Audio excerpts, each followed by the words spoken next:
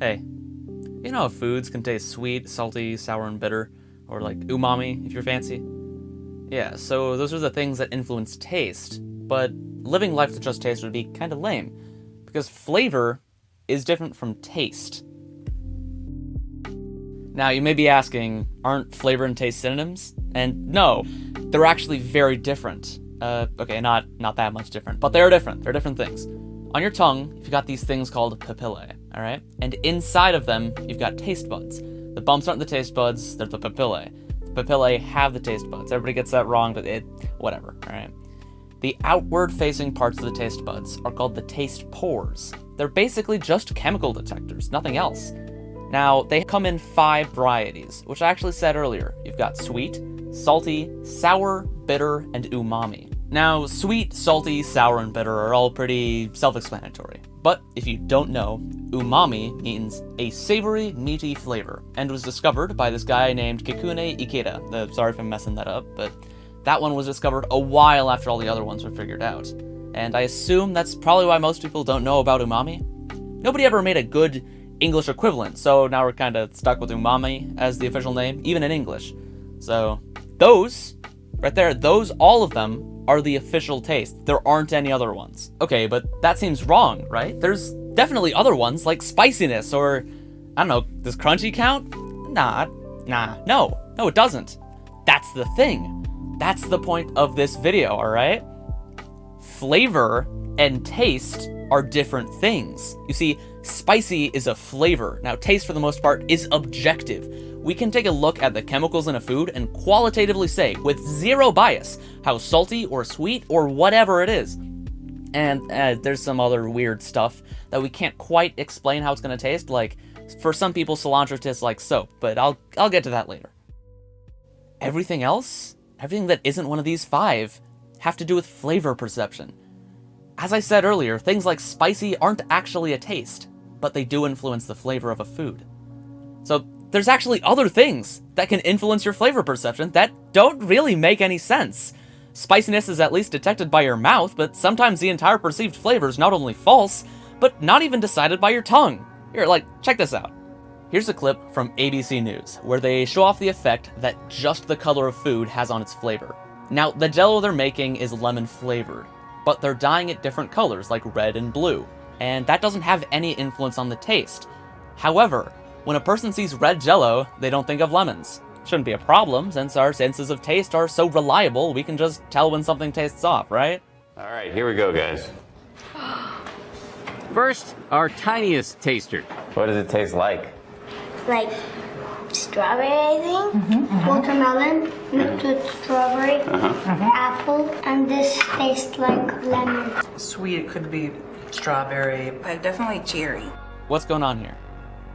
Well, it turns out that it's less that our brains are stupid and dumb, and more that they're actually doing pretty much exactly what they're supposed to be doing. The thing is, when you see food, your brain automatically makes an assumption of what it will taste like. Think about it in a caveman sort of sense. If the food you're eating tastes bad, it's probably not something you should be eating. Forming expectations before you even take a bite lets the human decide to not eat something potentially harmful. In turn, expectations shape perceived reality. So when this little gremlin sees red Jell-O, his brain goes, oh, I've seen this stuff before. Red Jell-O is cherry flavored, and so he expects to taste cherry. But then the really, really weird part happens. He eats it and doesn't immediately realize that Jell-O is lemon flavored. To be honest, I'm not sure why this kid and the adults are not realizing their mistakes, but I suspect it's the strength of the Jell-O we're putting. I did not reproduce this test, but if it isn't very strong, it's possible that their preconceptions regarding flavor managed to overpower the reality that they tasted. This actually isn't entirely different from the way that the Bloody Mary urban legend works. For those unfamiliar, the Bloody Mary legend is you lock yourself in a pitch black bathroom, you turn around 3 times saying Bloody Mary each time, and when you stop and look in the mirror, a ghoulish form will come out and kill you. Alright, it's supposed to scare children, but sometimes she does show up, and it's not anything to do with the afterlife or something like that.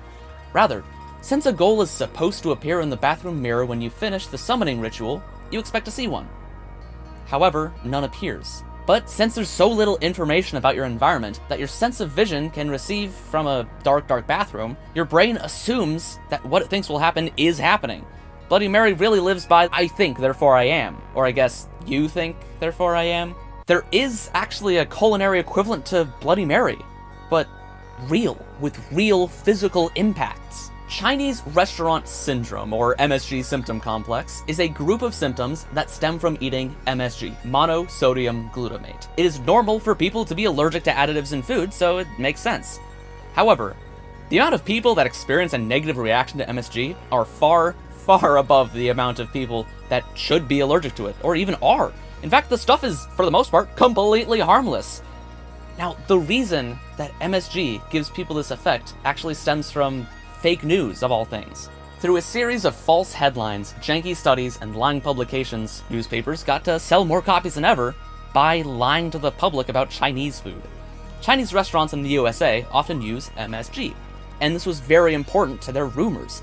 Since minorities in the USA are, ill-represented, it was pretty easy to convince the general white public that these immoral Asians were putting toxins in the food that they serve good, honest Americans.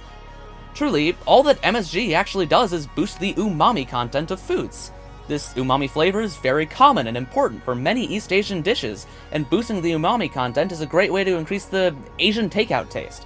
In fact, the ubiquity of umami in East Asian foods is why it was a Japanese man who made it clear to the world that our taste spectrum was missing a critical taste. Anyways, the false news of MSG symptom complex gave a raise to the Chinese restaurant syndrome, and probably the most notable and widespread example of flavor perception gone awry. Another notable example is that cilantro thing I mentioned earlier. There's actually a gene that makes cilantro taste like soap. And the reason is, there's a lot of flavors out there. Many of the foods we eat on a daily basis actually can't be entirely created through just tastes. For instance, cilantro. The chemicals contained within these foods are processed through different olfactory receptors, which are in the nose. This is a big part of why flavor is less vibrant with a cold or a stuffed nose. Many of these distinct flavors are processed in the nose instead of the mouth. And anyways, the reason why cilantro tastes like soap for some people is because cilantro tastes like soap.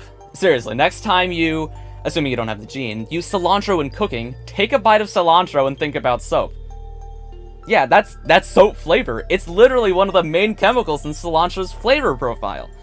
The reason for many people not realizing this is because of a few reasons. 1. The soap gene increases the flavor impact of aldehydes. While us lucky cilantro enjoyers only taste the soapiness at a reduced level, such that it actually tastes good, for those with the soap gene, the flavor of the aldehydes, which is the soap flavor chemical, is dramatically increased. For them, the flavor is just overwhelming in a way that it isn't for the rest of us. 2.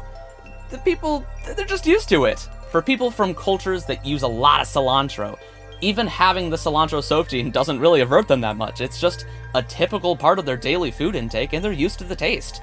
3. I don't know, they like soap? I don't know, there's probably someone out there like that. But the second point of they're just used to it, that's actually way more notable than you'd think. If you like Hershey's chocolate, I'm sorry, I might be about to ruin it for you.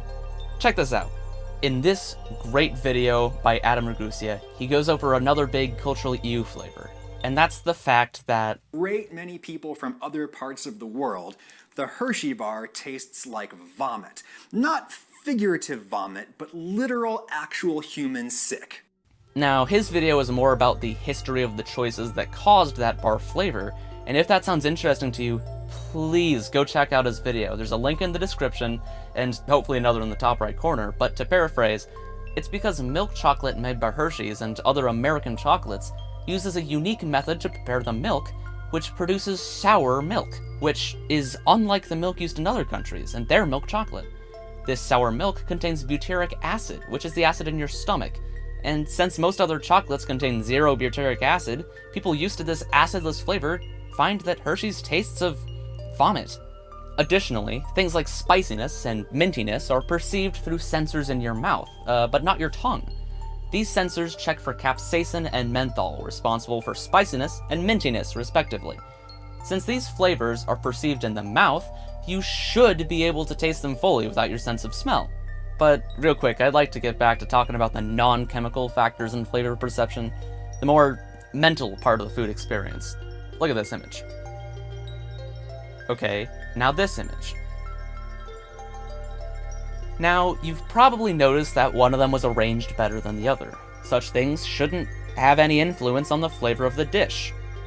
However, there is certainly a notable difference in the perceived food quality depending on the plating of it. Check out this study, alright? It goes over how people perceived the quality in both presentation and flavor of various foods. All of the foods used in the study were identical. It was found that the presentation of a dish, if it's good, people are more likely to rate it as tasting good. While if the dish looks like it was just thrown together on a plate, they're more likely to decide it's not as good. Yeah, you heard that right. Arranging a meal in the fanciest way you possibly can actually makes it taste better. Things such as the restaurant or the environment that you're in can also influence your expectations, and in turn, influence your perception of the food, flavors, and experience of the chef involved. For instance, many people will expect a high-class establishment will give a greater quality of food than a lower-brow restaurant. This sense of prestige and quality carries over into the food, giving a heightened experience. So things from color, plating, and even the environment can influence the flavor of food. Much of this actually kind of boils down to the placebo effect. In an example from Scientific American, the positive testimony from a wine expert caused samplers to undergo increased activity in their brain's reward centers when tasting said praised wine. Quite simply, the food is not the only impact on how you feel the flavor and quality of the dish. Now, whether this comes as a surprise, or if it was entirely expected, or if you just kind of knew it already, there's a lot of things that affect your food's flavor, and not all of them are real. While some make perfect sense, like being averse to food that has strange coloration, some make very little sense, like fancily arranged foods being yummier. Sometimes the experience and expectation is more important than the truth of what you should be experiencing. But hey, maybe don't try to resist the psychological pull of food science. Sometimes it's better to just sit along for the ride. That's all from me. Have a good one.